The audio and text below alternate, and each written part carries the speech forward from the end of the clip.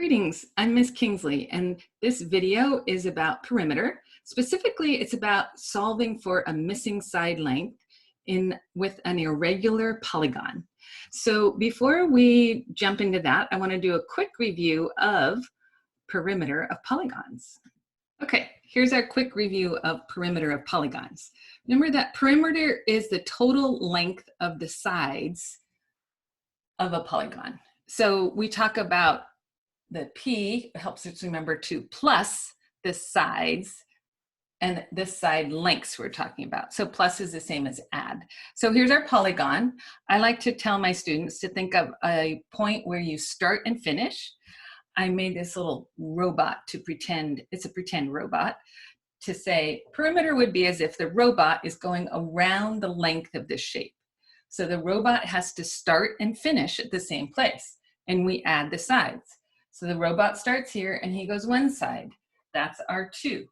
Now our robot has to go down here along the side. He can't jump across. He goes down here and we add 1 more. Then he goes the length of this side and we add 2 for that side.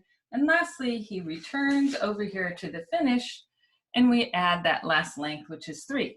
We add those all together and we get 8. 8 what? Yes, 8 feet. We need to label our answers. Now we're going to look at what happens when you have a polygon with a missing side length, but you do have the perimeter given to you. So we're going to switch to looking under my document camera here, and you'll see that we have a polygon, a perimeter of 14, but we only know 3 of the 4 side lengths. So what do we do to solve for that missing side length?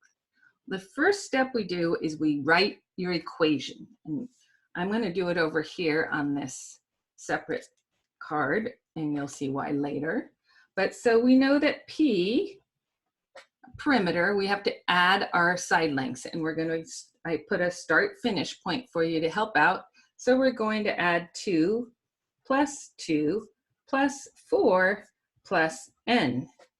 Now, in this case, we know the perimeter, so we can substitute that for our P, and we can say 14 equals 2 plus 2 plus 4 plus n. N is our unknown. It could be shown as a question mark or an empty box. People show it in different ways.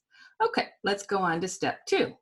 Now we add the known side lengths. So the known side lengths are the ones with the numbers. So we're going to add 2 plus 2 is 4 plus 4 is 8. So now we have 14 is equal to 8 plus n.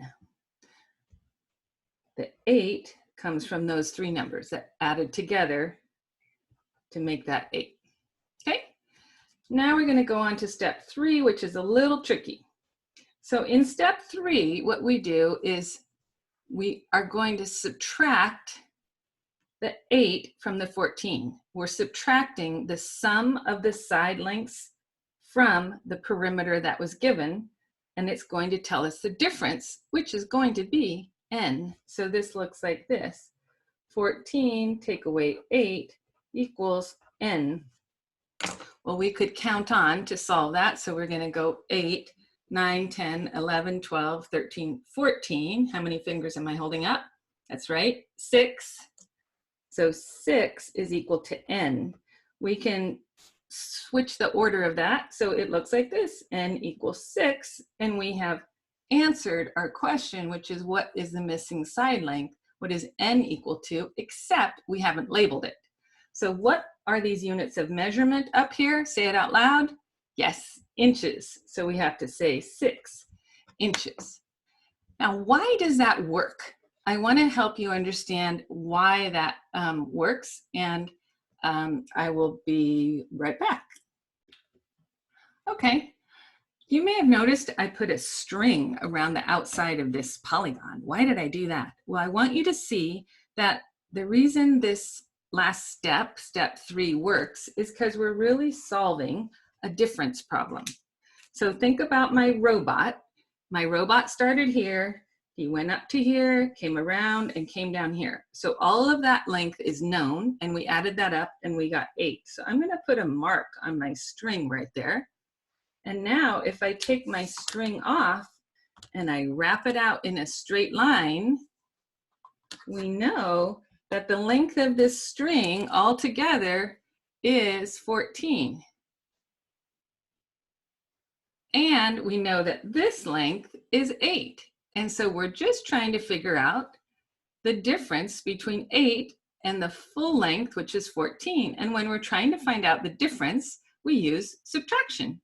So we add up all the sides to get our first length, and then we subtract from our total length to get the difference, and that is our missing side length. Okay, I'm going to take this away, and if you want to, you could pause the video and see if you could do the same problem without my doing it with you. Then we're going to go on and do a second problem. Okay, we're going to move on to the second problem. And here is another polygon with a missing side length. All right, let's take a look at this one. So my robot, again, is going to travel around, and I gave a start and finish. We're going to do one step at a time here. So step 1 is write the equation. Again, I'll leave this just like this for a second, actually. So if you want to try this one on your own, pause the video, work it out, and then come back. Okay, so we're going to write our equation. We have more sides this time. And I gave you a hint about start and finish up here. I say a hint because it helps to do your start and finish either at the beginning or have your unknown either at the end or at the beginning. It just helps all your numbers get together in your equation. So our equation is P is equal to 5 plus 6 plus 7 plus 5 plus our unknown A. Okay, now we know our perimeter. It's 27 given up in the top right-hand corner. So this is really 27 is equal to 5 plus 6 plus 7 plus 5 plus A. Okay, step 2 is to add the unknown side lengths. So we have 27 equals, I'm going to add these together and get 11. 7 plus 5 add together and get 12. Then I'm going to come over here and stack these up so I don't make a mistake and get 23. So I have 27 equals 23 plus A. Last step, subtract the sum of the known sides from the perimeter to find the difference. So I'm going to say 27 minus 23 is going to be equal to A. So I'm going to do this over here so we don't make a mistake, or you could count on to get there. And I'm going to show that 7 take away 3 is 4.